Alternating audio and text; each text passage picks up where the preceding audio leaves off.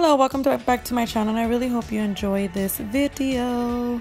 I'm gonna be meal prepping for the week, and please don't judge me too hard. We all do things to the best of our ability and to the best for our family. I'm gonna be making some tamarind water, agua de tamarindo. This was a huge fail, guys. I won't be making it again. I haven't made this in such a long time, probably before I had children, and my kids hated it. Absolutely hated it. So this is what it is, and basically what you have to do is you have to like peel it. People do it so many different ways. I took the easy way. I don't know if maybe it was just too tart for my children. They just didn't like it, so I'm not gonna make it again. It makes me mad just watching myself go through the process of peeling. You have to peel these little vines off and then take the peeling on the top off, and it was such a hassle for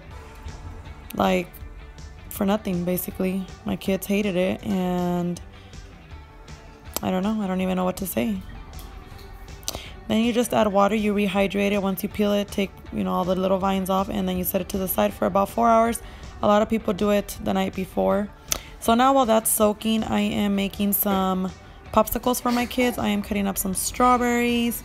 I like to make homemade popsicles for them right now that it's summer and hot, and I have these strawberries that I need to eat up, so I thought to myself, why not? And then I'm gonna add honey, and I'm gonna add 1 can of carnation, and they're very, very good. And I just found this my son didn't finish his banana, so I said, why don't I just throw it in the blender? So I'm gonna throw the banana that my son randomly left, some Greek yogurt, about a cup. I don't know, I don't measure, I just toss everything in. And then there goes the honey, there goes the can of carnation, and then I saw a little bit of milk, cashew milk, that was left in my fridge, so I said, why don't I just throw it in there too? Finish everything up, why don't I? And then I also threw in some milk and lactate milk. And then these are the trays that I got from the 99-cent store. They work awesome for popsicles. I'm gonna be putting some popsicle sticks in. What I do is I just pour everything in there with the help of this little funnel thing, and then I put them in the freezer for about 2 hours, and then I'll go ahead and stick the popsicle sticks in there. And yeah, that's how I do it. I love prepping and stuff. It's a lot of work.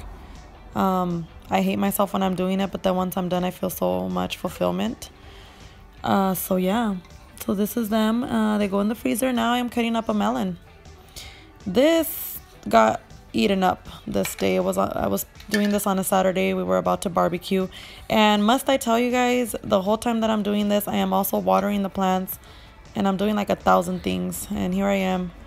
And then this little baggie is gonna be for the kiddos later. So yep, that's the melon right there, and the other one's gonna be for the kids later. Then I'm gonna cut up some broccoli, and on the side right there I have some water with vinegar, and I'm just tossing them in there. I have already rinsed them. I'm just doing like a double rinse, I guess you can say. But yeah, there it is. Voila. And I always line my whatever has a lot of moisture, I always line my Tupperwares with like paper towels. I have some cauliflower here that I'm gonna put in the same container, wash it the same way that I did the broccoli. But this just helps. All these little things just help me throughout the week to remind me to eat vegetables and stuff, and not get lazy to eat them because they're already washed and cut up for me. And my son loves raw cauliflower with ranch, so he can have some too. So there we go, that's done for the week. Now I'm going to be cutting some zucchini. This one I just like to have it sauteed in many ways, so I'm just going to be doing a simple chop and putting it in a lined Tupperware. And then we're barbecuing this day, so I'm going to be doing some strips so we can throw these onto the barbecue. So that's what I'm doing right there. I'm doing like little, what are they called, ribbons? And then I put them onto a plate, and I salt and pepper them, and then onto the grill they go. So yeah. Ow. So here I am cutting a bell pepper. There's so many different ways that people cut bell pepper. I just cut it. I just cut straight down the middle. The white part doesn't bother me. I don't think about it too much, guys. I just cut it. Just go for it. Just cut it. And what I did is I just did like little, cut them straight up and down and put them in with the zucchini. That's what I did this time. And I like to throw it on salads. I like to have it with ranch. I'll chop it even smaller for omelets, but at least it's already washed. Now I'm going to be doing carrots, just a bunch of them. I'm going to be putting them in 2 different containers. One of them is going to have round carrots.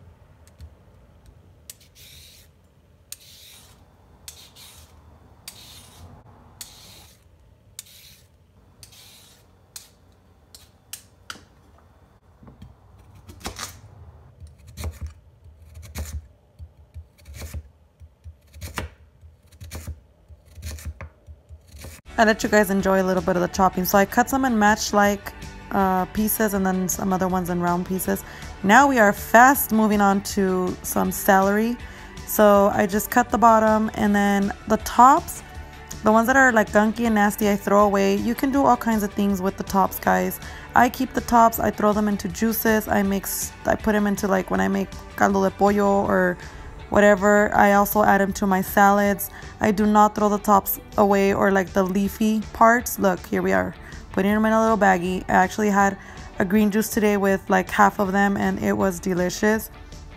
And I'm just cutting them into little sticks and putting them into this container, and I'm gonna put a little bit of water in there because I've heard that if you add water and then put your celery, it makes it last longer. I don't know, but that's what I did. Look, there's the water. Oh, I'm so fancy. So fancy. So this container I love. I got it from the 99-cent store. I just wish I would have grabbed another one. I love using this for when I have like multiple berries. Oh my gosh, look at the struggle. I am struggling so hard with this bag. It took some arm strength. It took some arm strength to get these suckers out of this bag. But we did it. We accomplished it. Yeah, I love these containers. Again, I'm gonna line, what I do is I line each layer. I line it and then do a layer of the lettuce and then line it again with the paper, and then, guys, this will last me so many days. I'm not even kidding you. It'll last me like a whole week, or, well, lettuce doesn't last that long in my household, but it has lasted me a week. So there you go. You guys want to go ahead and try this? It has worked for me, so there's that. And yeah, that container, man, I wish I would have bought another one. They don't have them anymore, but they're great. It's such a good container. I love it. Okay, so I'm trying to put the sticks on them and they're not ready. I had waited an hour and nope, lick the stick, put them back in there. So now we're moving on to this focaccia bread that I got from Trader Joe's. My husband loves it, but he's the only one that eats it. So I'm taking it out and I am cutting it up to have ready. I'm gonna freeze it, and what I do is I wrap it in some plastic wrap, and what I'm doing here is I'm putting some of them in a little Ziploc bag because we are gonna be having spaghetti this week, and the rest of them are gonna go in a Ziploc bag. And what I do is I usually use foil, but I didn't have foil, so this time I'm just gonna use plastic wrap. It'll work just fine. And then I have a baggie there labeled, and all the little pieces are gonna go in there. I tell you guys, all these little things is such a big help. There they are for the week. So now we're gonna move on to shredding cheese. I am using Colby Jack cheese, and I'm just cutting it into smaller pieces to make it easier for me, and I do some arm work, and I don't mind it because I need to work out. And then another piece I saved to cut little just little pieces, little, what do they call it? Little squares, to put them in my husband's lunch and to give them to the kids as a snack. So I put just, you know, little squares in a little container, just like that. And then the rest of the shredded one I am gonna freeze because I actually already have some in the fridge. My kids, you guys can probably hear them in the background. I cannot get a second to myself to save my life. So there they are, and they go in the freezer. Yay. Oh, and then this guy again, the tamarindo water that my kids hated, and it took me so long to make. So this is what it's supposed to look like. So basically what you do is you remove all the, you just keep like the pulp. You remove all the little stems and the there's a lot of seeds in there and you just remove them all. And yeah, it just makes me mad because it took so much work. Sometimes, you know, us moms want to try new things with our kids and they're just not having it. Why don't we just stick to the normal stuff? So then we're gonna put in the blender once you're done cleaning it up. Then you put some water in there, and of course sugar, you know. And then oh my gosh, and then look at all that spilling on the sides, you guys. This water was just, it was a disaster. It spilled everywhere, made a mess, took so much time, and the kids didn't even like it. Okay, moving on to better. So my popsicle sticks are ready for their little sticks. It took about 2 hours. And then they're just gonna go in the freezer and they're ready to be devoured. So here I'm just giving you a little overview. My lettuce, my things that are going on the grill, my celery, my cheese, the shredded one, the cubed one, the carrots and medallions and sticks, the focaccia bread, the melon, the broccoli and cauliflower, and you know, oh my gosh, you guys, this was another fail. So this is gluten-free all-purpose flour from Trader Joe's. I thought I was cool. Grabbed a recipe. I'm not even going to give you guys a recipe because it was a complete fail. Grabbed the recipe online. Thought I could switch regular flour with gluten-free flour. You know, they were crumbly. They were super, super dry. We're eating them little by little. Like, it just doesn't taste like a cupcake. It tastes like, I don't even know. They're just dry and super crumbly. I don't know what went wrong. There is a recipe in the back of the bag. I'm going to give them one more shot.